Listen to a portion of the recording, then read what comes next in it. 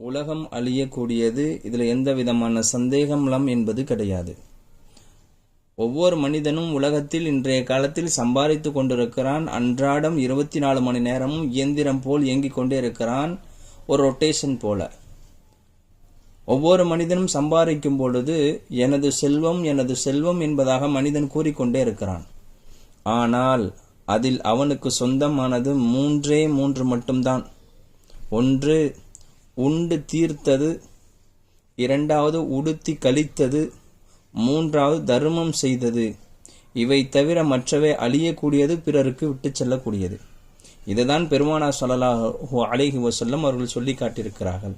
இந்த மூன்று மட்டும்தான் நாம் செய்யக்கூடிய தான தர்மங்கள். இது கபருக்கு உண்டான, மண்ணறைக்கு உண்டான அக்கௌண்டாக இருக்கிறது. உலகத்தில் எப்படி அக்கௌண்ட் ஓபன் பண்ணி வச்சிருக்கிறோமோ, மண்ணறைக்கு உண்டான அக்கௌண்ட் என்ன தெரியுமா?